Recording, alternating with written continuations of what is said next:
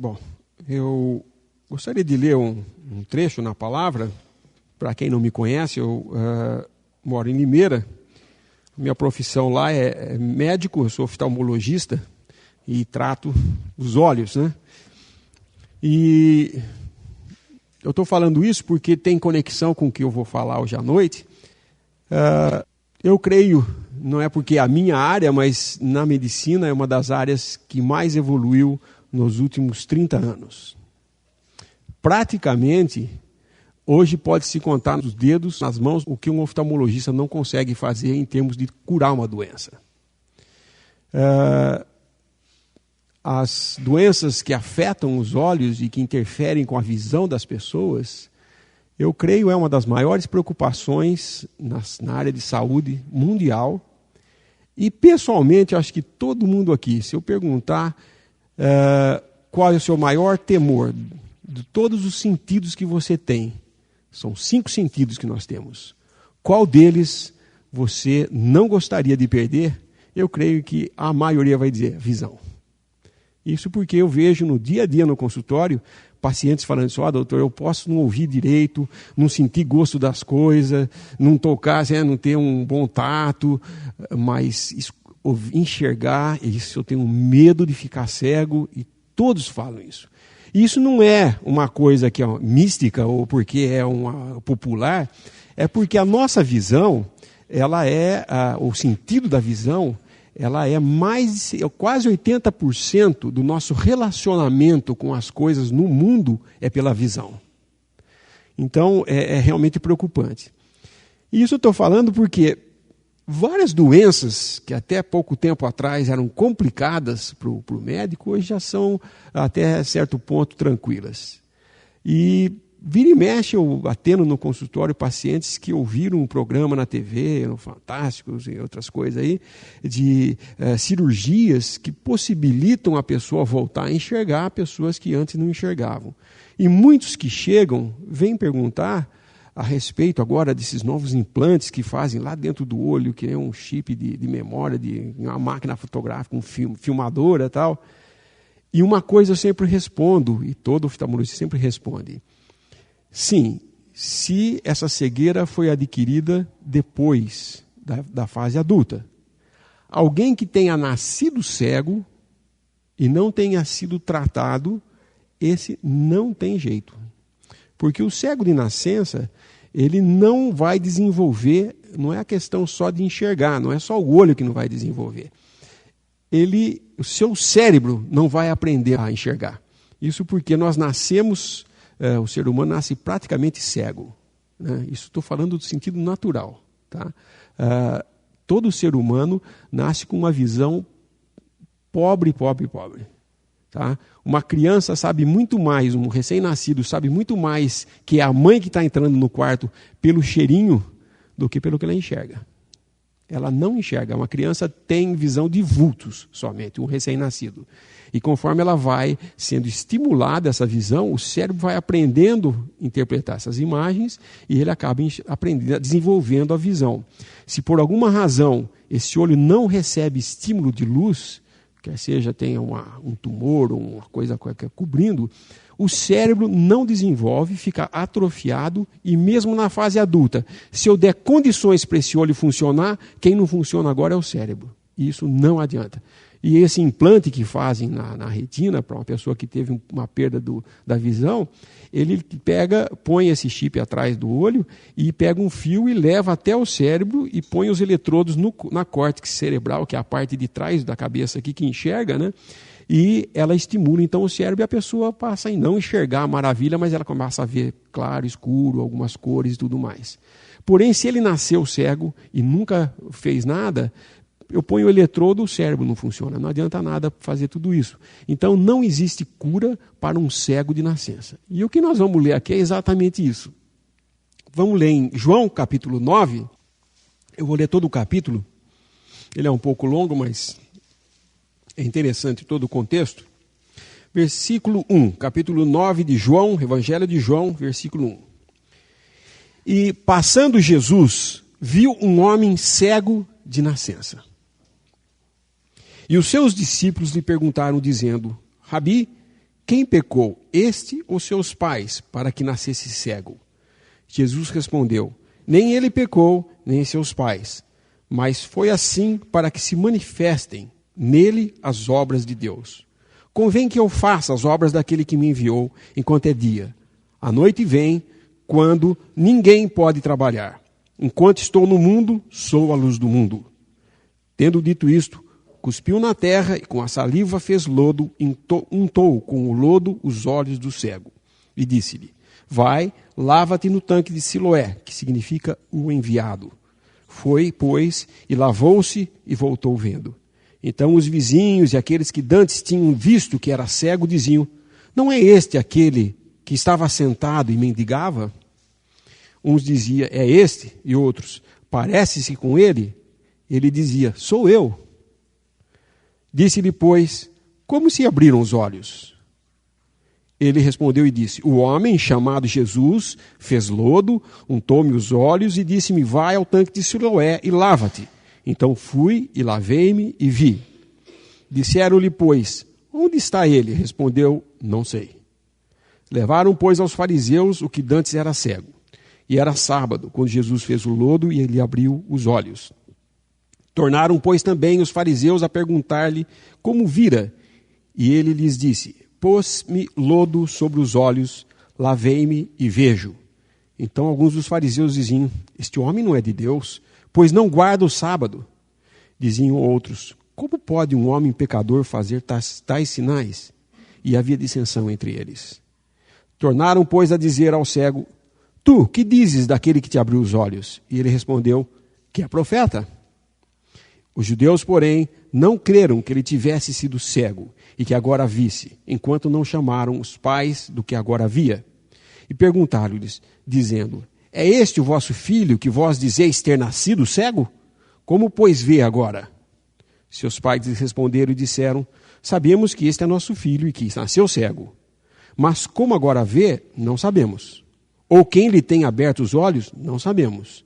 Tem idade, perguntai-lo a ele mesmo, e ele falará por si mesmo.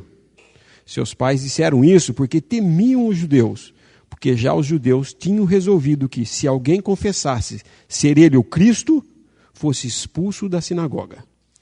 Por isso é que seus pais disseram: tem idade, perguntai-lhe a ele mesmo. Chamaram, pois, pela segunda vez o homem que tinha sido cego e disseram-lhe: dá glória a Deus, nós sabemos que este homem é pecador.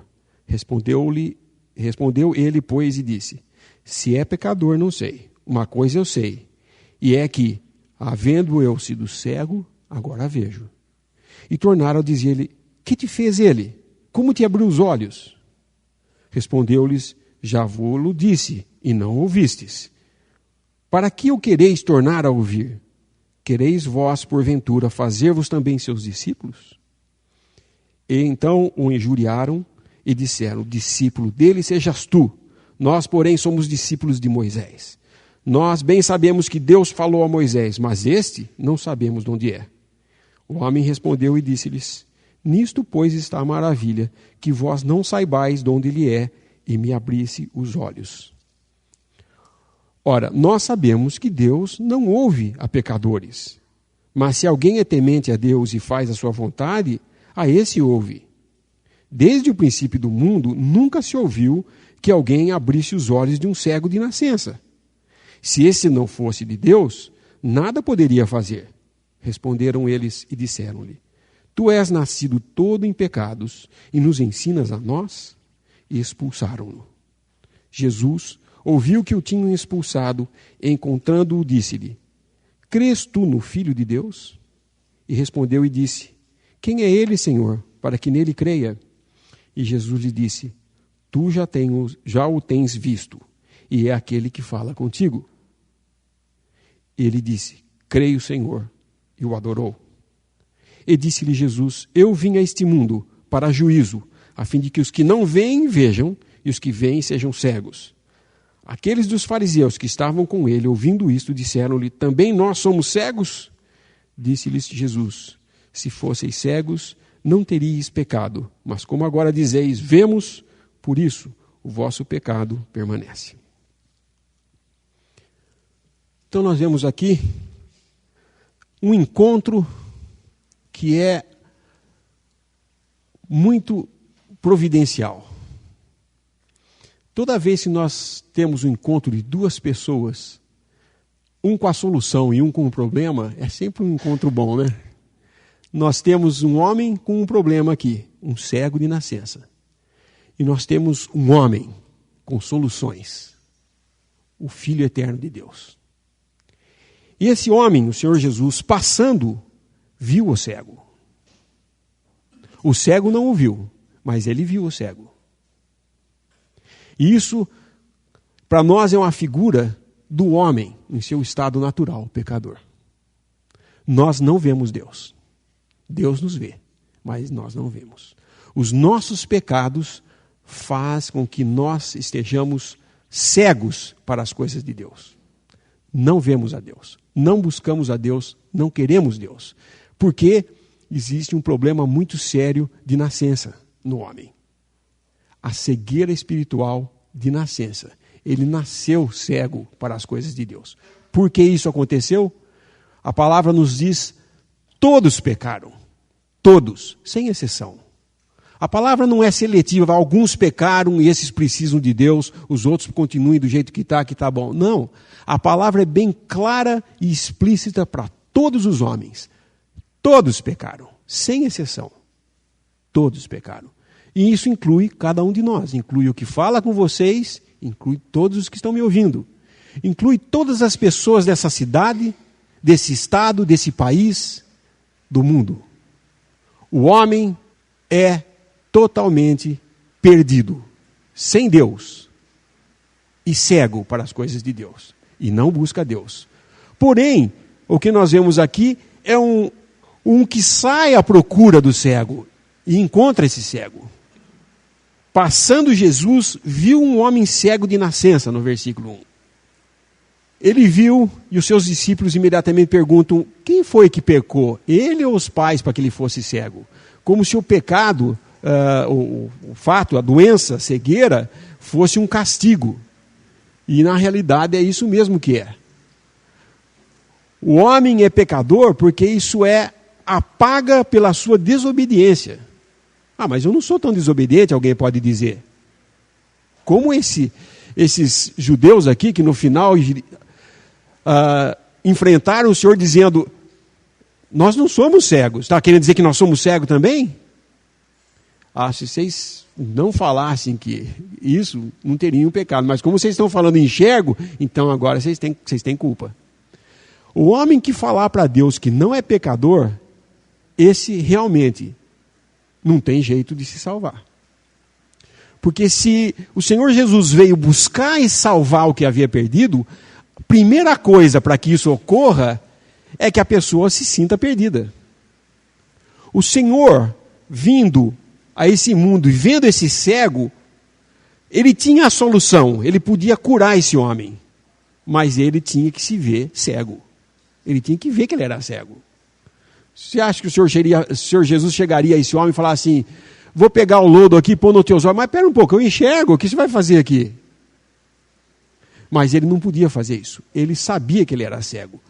A cegueira é uma coisa que não dá para disfarçar, né? Não dá para disfarçar. Eu nunca vi um cego disfarçando que enxerga. Ele não faz isso. Não tem jeito. Aliás, o cego é uma das doenças em que a pessoa ela se identifica como cego, porque ela necessita que os outros saibam que ela é cego. Ele tem ou aquela caninha, aquela bengalinha branca, ou ele está sempre com alguém que ele está com a mão nas costas e que essa pessoa vai andando, essa pessoa é os olhos dele.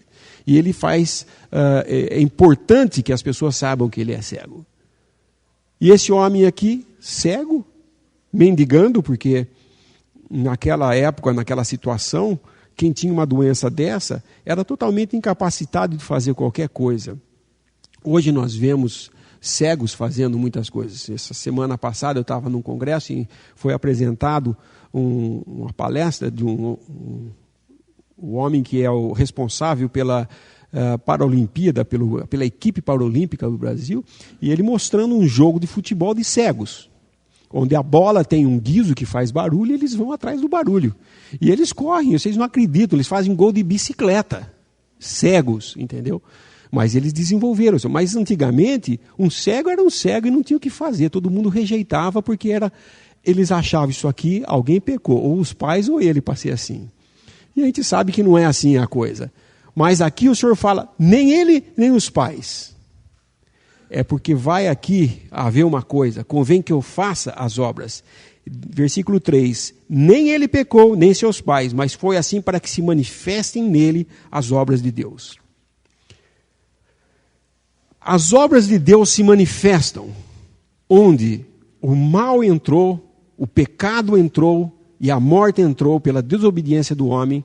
Entra Deus e manifesta o seu poder para eliminar tudo isso.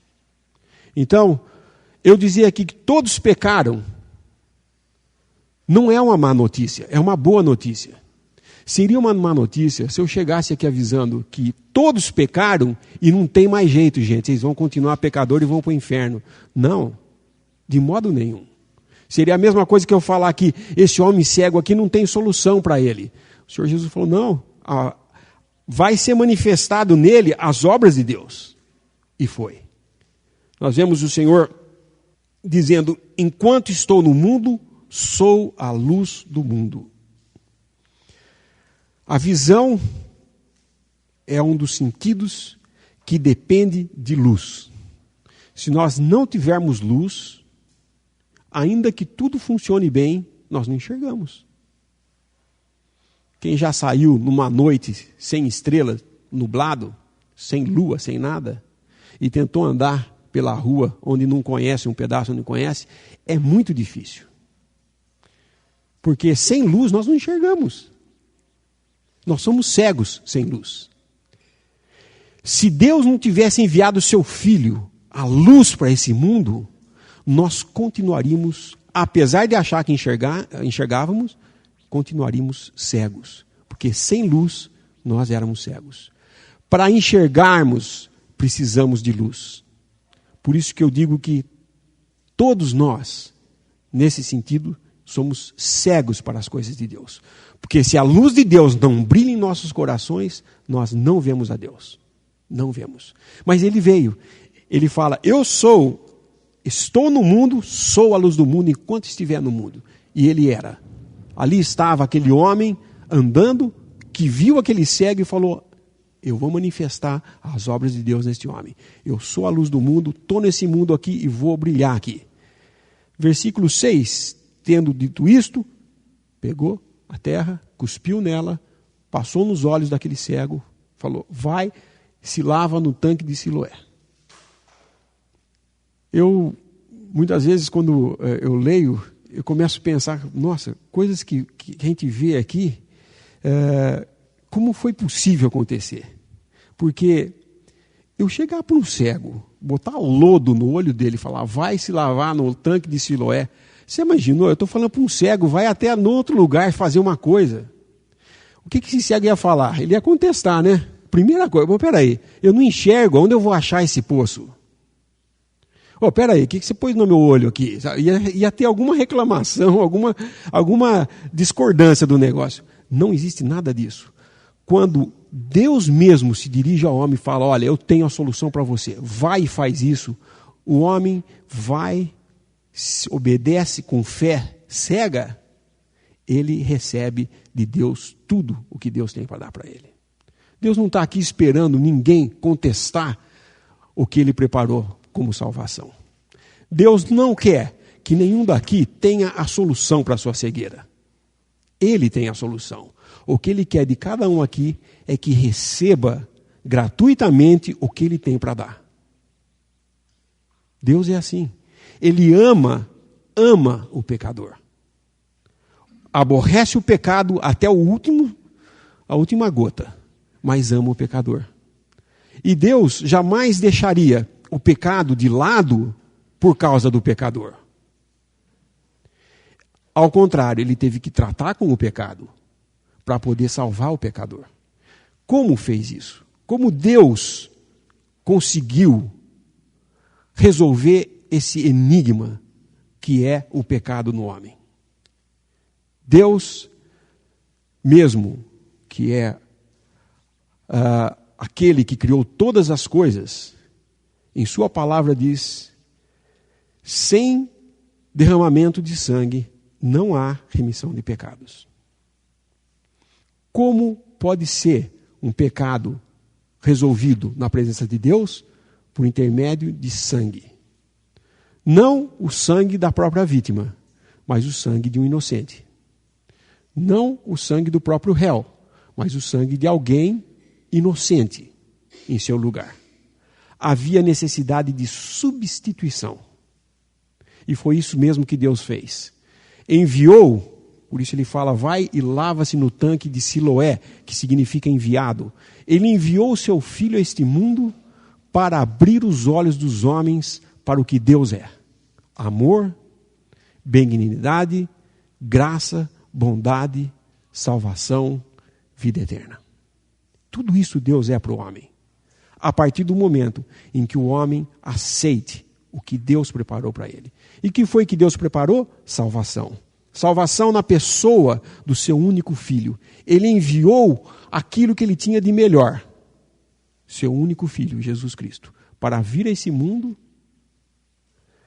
morrer no lugar do pecador, no nosso lugar. Ele naquela cruz foi pregado, recebeu sobre si o juízo que nós merecíamos e por esse juízo morreu. Derramou o seu sangue, seu lado ferido, saiu sangue e água. Uma vez morto, foi sepultado, enterrado e ficou ali 3 dias e 3 noites. A morte não pôde retê-lo. Não pôde retê-lo. Ele ressuscitou. O que nós temos agora? Um homem que andou em perfeição, sem pecado, que não podia pecar porque era o próprio Deus feito carne aqui na terra, né, feito homem, mas que se fez pecado por nós, sofreu o juízo que nós merecíamos, ele sofreu em nosso lugar, e tendo morrido e sido sepultado, venceu a morte e saiu dessa morte. Saiu para uma vida, uma nova vida. Isso é o que Deus fez para salvar a cada um de nós. Seu Filho Jesus morreu naquela cruz no seu lugar, no meu lugar. Esse é o Evangelho, as boas novas que Deus está anunciando a todos, em todo lugar hoje. Que Jesus Cristo é o enviado de Deus para salvar a todo aquele que nele crê. Você crê em Jesus Cristo como seu Salvador? Você já aceitou a Jesus como seu substituto? Ele está falando para você que ele veio para te salvar e ele quer te salvar. Se você ainda não recebeu, isso é uma questão de suma importância. Você deve fazer como esse cego aqui. Não conteste, não tente entender o que está acontecendo. Apenas aceite. Deus está falando. Eu tenho a salvação para você. Aceite a Jesus como Salvador. Se você faz isso, esse cego aqui não deve ter encontrado nenhuma dificuldade para achar esse poço de Siloé. Porque no momento em que ele entrou naquele poço e se lavou, seus olhos se abriram. E ele passou a enxergar. Um homem que deve ter chegado a esse poço tateando, né, com o rosto todo sujo de lodo, tateando para achar onde é, sai dali com seus próprios passos agora, enxergando o seu caminho e sabendo para onde ir e tudo mais. Mas olha que interessante. Versículo 7. E disse-lhe, vai, lava-te no tanque de Siloé, que significa o enviado. Foi, pois, e lavou-se e voltou vendo. É imediato. E até hoje a medicina não consegue fazer isso, mas ele veio. Veio enxergando. E aí os vizinhos e aqueles que conheciam que ele era cego, falaram, ué, mas não era esse? Aquele que estava sentado e mendigava? Agora ele está andando e enxergando. O que é isso? O que está acontecendo? Bom, vamos falar. Aí a incredulidade, uns diziam que é ele mesmo, outros parece com ele, sabe? Meio parecidinho. Outros diziam, Talvez, não sei, mas ele fala, não, mas sou eu mesmo. Ele estava dando testemunho de quem ele era. Eu sou eu mesmo, eu sou aquele mendigo lá, que ficava mendigando lá, estou enxergando, é isso que ele estava falando. Eu estou enxergando, gente. Só que ele não sabia quem tinha feito isso para ele. Porque recordem que o Senhor molhou os seus olhos com lodo e falou para ele ir no poço de Siloé. Só depois que ele voltou do poço que ele voltou enxergando. Então quem que era Jesus para ele? Ele não tinha visto o Senhor Jesus ainda. Salvo sem ter visto. Alguém aqui espera falar para mim, eu só vou crer nesse Jesus que está falando, se eu ver ele um dia. Você vai ficar esperando. Porque não é pelos olhos carnais aqui, os olhos humanos, que nós vamos ver a Cristo. Esse homem, pessoalmente, não conhecia o Senhor Jesus. Aí pergunto para ele, como, pois, se te abriram os olhos? Ele respondeu e disse, o homem, quem era? Não sei, um homem, foi um homem, ele só ouviu a voz. O homem, chamado Jesus, fez lodo, untou-me os olhos e disse-me, vai ao tanque de Siloé e lava-te. Então fui lá ver. Eu só obedeci o que ele mandou fazer. Você não quer sair daqui hoje só obedecendo o que Deus está falando para você? Creia em Jesus Cristo como seu Salvador e será salvo. É tão simples, gente. Por que o homem tenta complicar tanta coisa, querendo se apresentar a Deus com suas obras, por exemplo? Ah, não, eu sei que Jesus morreu por mim, mas eu tenho que fazer alguma coisa para ele. Quando foi que Deus pediu para o homem fazer alguma coisa para ser salvo? Nós não vemos nunca o Senhor Jesus, para salvar alguém, falar assim, espera um pouco, eu vou te salvar, vou fazer você enxergar. Porém, vem aqui, tem uma listinha de coisa aqui para você fazer. Vai dar dízimo, vai fazer isso, vai fazer... Não, nós nunca vemos o Senhor Jesus fazendo isso. Ao contrário, ele aproxima das pessoas e fala, você vem aqui, está aqui. Vai lá, se lava no coisa que você vai enxergar. Isso é a obra de Deus, para a glória de Deus. Tem lá um Zaqueu pendurado na árvore para ver que era um baixinho, querendo ver o Senhor. Ele olha e fala assim, importa eu comer com você na sua casa hoje. Desce já daí, ele desce e já vão para casa lá e ele gozoso recebe o Senhor Jesus. Quantas vezes nós vemos isso? Ele entrando em Jericó, tem um cego lá clamando, filho de Davi, tem piedade de mim. Eu falo, o que você quer que eu faça? Eu quero enxergar. Enxergou. Aleijados chegavam para ele e saíam andando. Ele nunca colocou nenhuma, sequer uma questão para o homem fazer antes de ser salvo.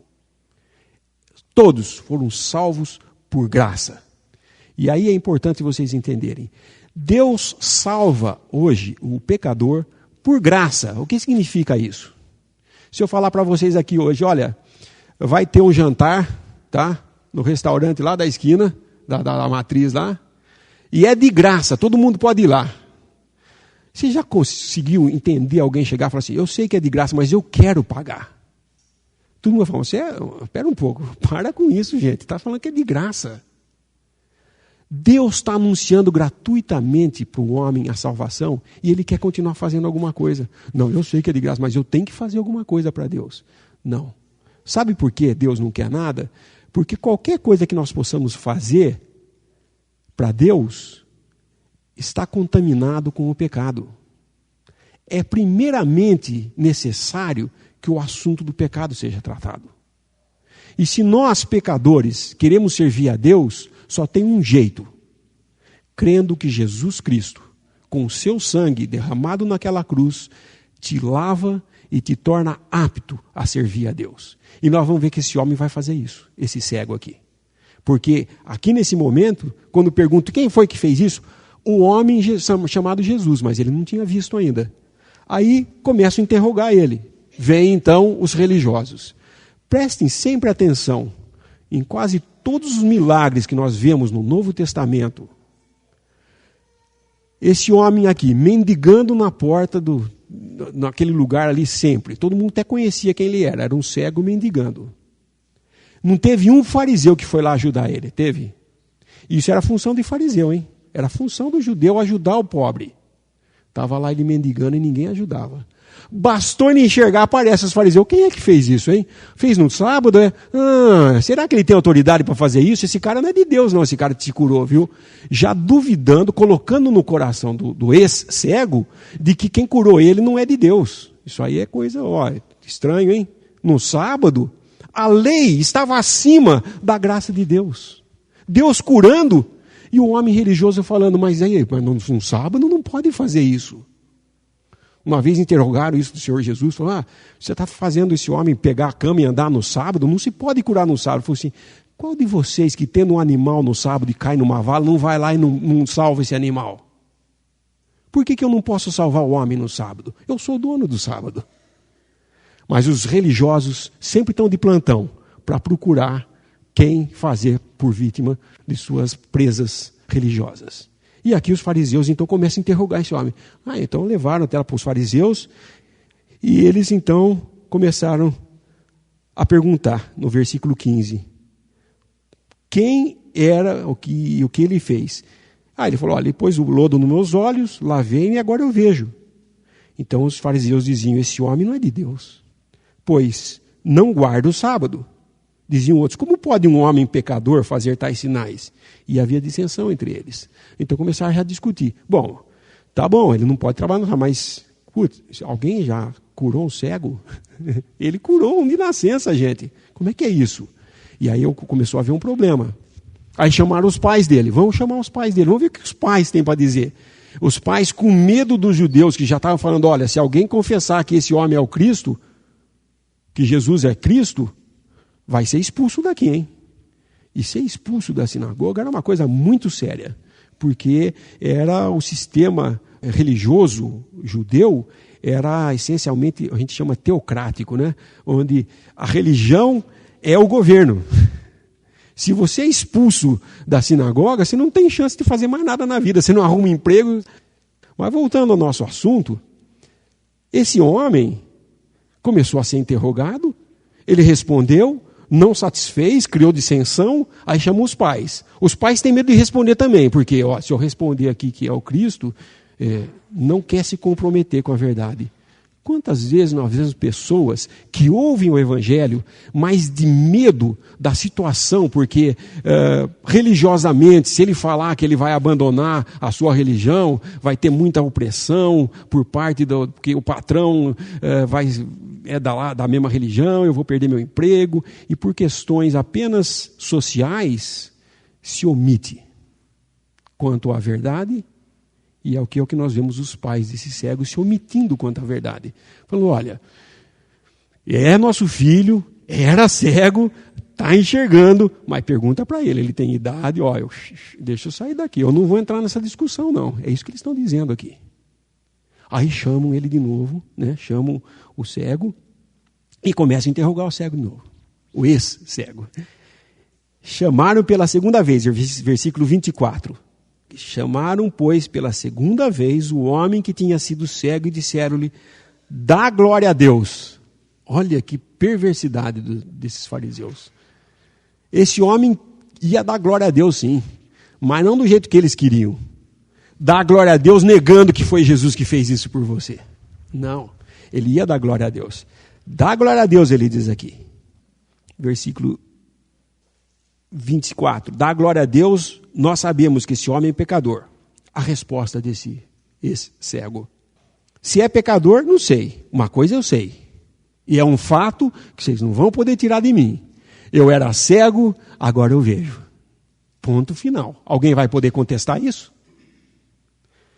Eu posso dizer para vocês, eu fui cego um dia na minha vida. Eu era cego.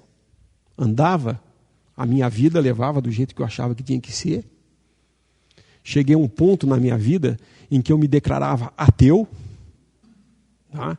Tendo sido criado em família católica, meus pais, meus avós, todos católicos, eu cheguei a fazer curso de liderança cristã. Naquela época existia um negócio chamado TLC, em que o catolicismo foi os primeiros passos do catolicismo para sair para o movimento carismático.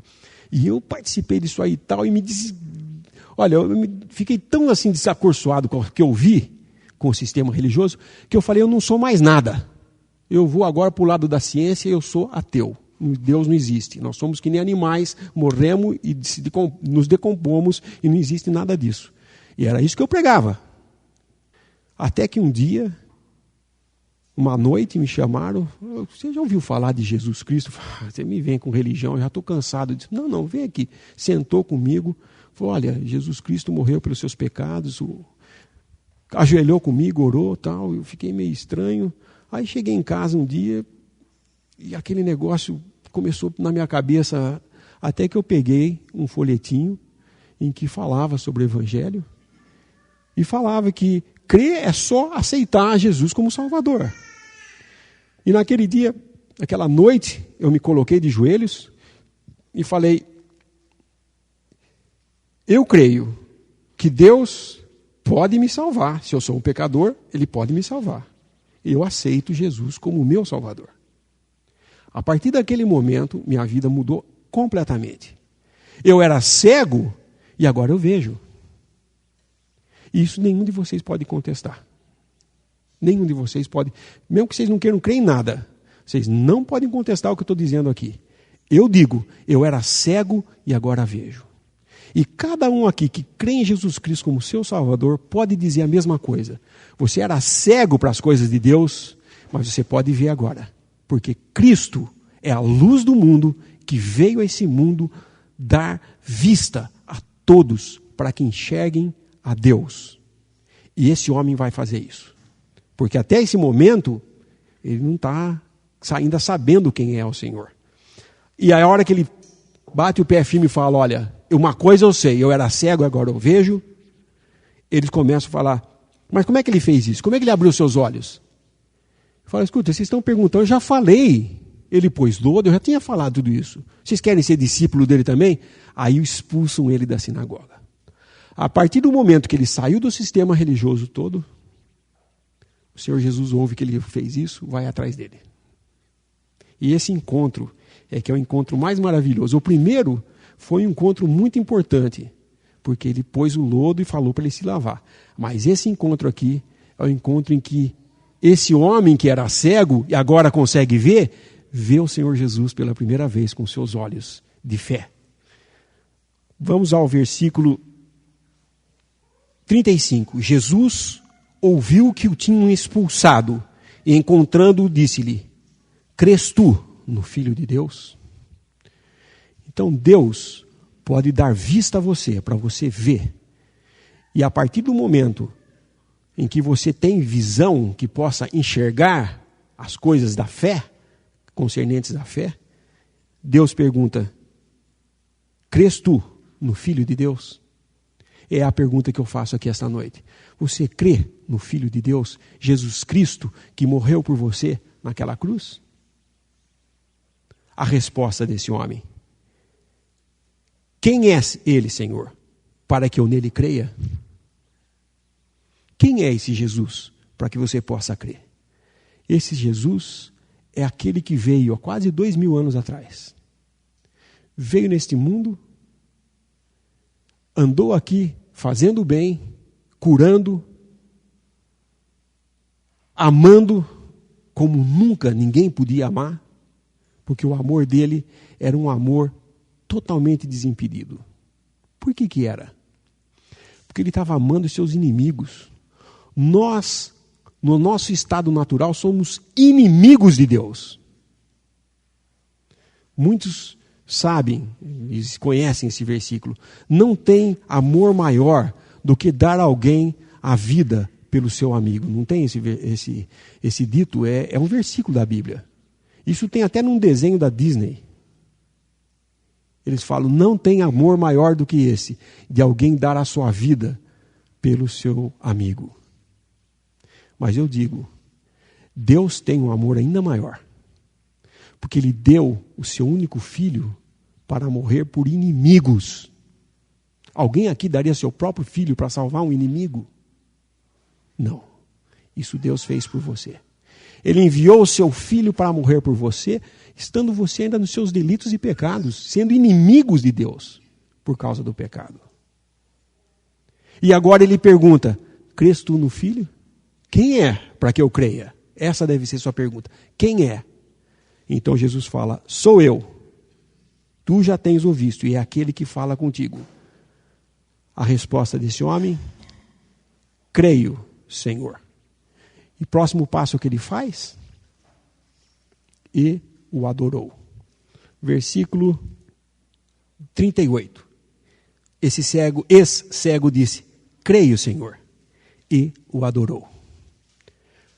Deus busca adoradores que o adorem em espírito e verdade. O Filho, Cristo, busca pecadores para salvar. O Pai busca adoradores para o adorar. Essa é a obra de Deus.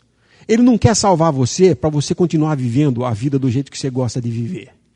Não. Ele quer salvá-lo para que você se torne um adorador de Deus. Não mais de si mesmo, não mais dos prazeres desse mundo, mas daquilo que é celestial. Deus mesmo, nos céus. Deus está convidando o homem a que creia, aceite a Jesus Cristo como seu Salvador. Qual é a sua posição? Qual a sua decisão? Muitas vezes em que eu preguei o Evangelho, no tempo que eu estava... Porque quando eu me converti, eu tinha acabado de entrar na faculdade. Dentro do sistema acadêmico, faculdades, não existe uma mais de caráter ateísta do que a medicina. Porque eu creio que todo médico tem a impressão, a ideia de que ele é Deus. Porque como ele começa a curar, ele começa a se achar um Deus, né? E na realidade, o que ele estuda e ele trata com vidas, ele acha que ele é o dono dessa vida.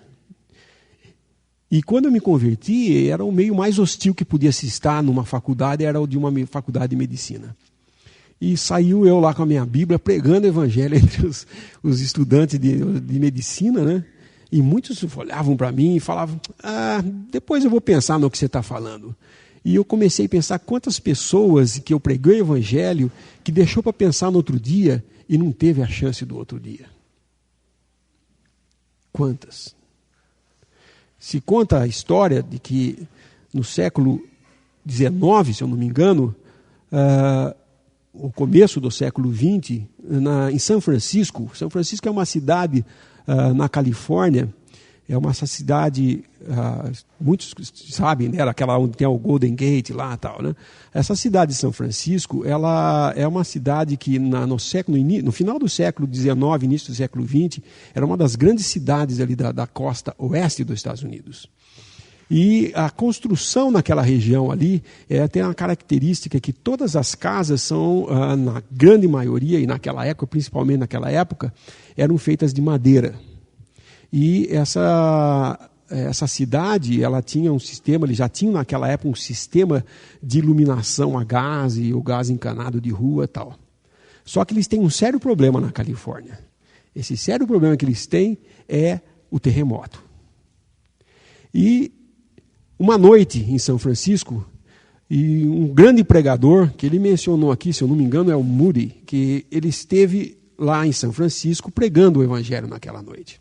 Isso ele conta em sua biografia, que naquela noite ele pregou o Evangelho num estádio, era o estádio de beisebol, onde eles jogavam beisebol lá em São Francisco, e o estádio estava lotado, acho que tinha, se eu não me engano, 50 mil pessoas naquele estádio. E ele pregou o Evangelho, e no final da pregação ele falou assim: olha, o tempo está um pouco curto, que eu estou vendo que está ficando já meio tarde, então amanhã eu termino o que eu comecei hoje. E foi embora para casa e despediu todo aquele povo, né? E naquela noite houve um terremoto em São Francisco, um dos piores terremotos, porque pegou desprevenido todo o pessoal, que fazia tempo que não tinha, e os canos de gás se romperam e a cidade pegou fogo inteirinha, as casas de madeira, o fogo se alastrou por quase toda a cidade, eram explosões em cima de explosões toda a noite e tal, e muitas pessoas morreram. E no dia seguinte, quando esse pregador levantou, ele começou a pensar: daquelas 50 mil pessoas que eu falei que para voltar hoje, quantos morreram e não chegaram a se decidir a respeito da sua salvação? E ele fala que daquele dia em diante, ele nunca mais terminou a pregação dizendo: voltem amanhã que eu vou continuar. Ele encerrava todas falando: é hoje. E eu tenho esse costume de fazer a mesma coisa, não porque vai ter um terremoto aqui, mas porque qual de nós aqui não sabe o dia que nasceu? Tem alguém aqui que não lembra a data de nascimento? Acho que todos lembram, né? Agora eu vou falar, qual daqui sabe a data do falecimento? Alguém aqui sabe a data que vai morrer? Ninguém. Nós não sabemos. Pode ser que seja eu, que não vou estar aqui amanhã para falar para vocês. Pode ser que algum de vocês não esteja aqui para ouvir o que tem que ser falado. Então, salvação é hoje. O seu assunto com Deus é hoje. Se esse cego aqui falasse, bom, eu vou fazer o seguinte, esse poço Siloé é meio difícil de achar que eu sou cego, eu vou fazendo isso no outro dia. Não.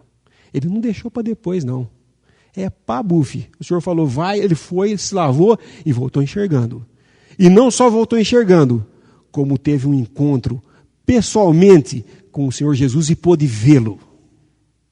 E você pode ver, sim, a Deus hoje à noite mesmo. Crendo em Jesus Cristo como seu Salvador. Aceitando o que Deus fez por você. O caminho que Deus abriu para você chegar na presença de Deus e poder ajoelhar na presença dele e adorá-lo como seu Senhor, seu Salvador, e dizer a Deus, Pai. Cada um de nós aqui pode ter o privilégio de, crendo em Jesus Cristo, saber que agora é filho de Deus. Aliás, um conceito que nesse mundo está erradamente difundido. Somos todos filhos de Deus. Mentira. Isso não é a verdade de Deus, não. Somos todos criaturas de Deus. Fomos criados por Deus. Mas Pai, Deus nosso Pai, só por meio de Jesus Cristo. Exemplo disso, vocês veem claramente nas Escrituras. Durante todo o tempo que o Senhor Jesus andou aqui na terra, ele falava, eu estou aqui para fazer a vontade do meu Pai. O meu Pai que está nos céus. Enquanto ele esteve aqui vivo, ele falou isso. Após, leiam isso nos evangelhos, após ele ter morrido, ressuscitou dentre os mortos e andou aqui, a primeira mulher que o viu foi Maria. Né? Ele falou para ela assim, vai e fala aos teus irmãos que eu vou para o meu Pai e vosso Pai. Meu Deus e vosso Deus. Só depois de ressuscitado poderia haver essa relação de dizer que o homem podia chamar Deus de Pai. Porque agora o assunto do pecado tinha sido erradicado da questão o homem e Deus. O pecado foi tratado naquela cruz completamente. Deus fez cair o juízo do pecado do homem sobre a pessoa do seu Filho Jesus. E ele, agora ressuscitado, tem vida e vida eterna para dar a todo que nele crê. Essa é uma palavra fiel e digna de toda aceitação. Que Jesus Cristo veio ao mundo para salvar pecadores. Cada um de nós. Ele veio para salvar a cada um de nós. Com amor, ele fala isso. Ele não vai pôr lodo nos seus olhos, mas ele vai abrir os teus olhos para você enxergar quem é esse Salvador. Que você possa aceitar hoje mesmo esse convite e receber a Jesus como seu Salvador e possa então falar, creio, ajoelhar e adorar. Vamos dar graças?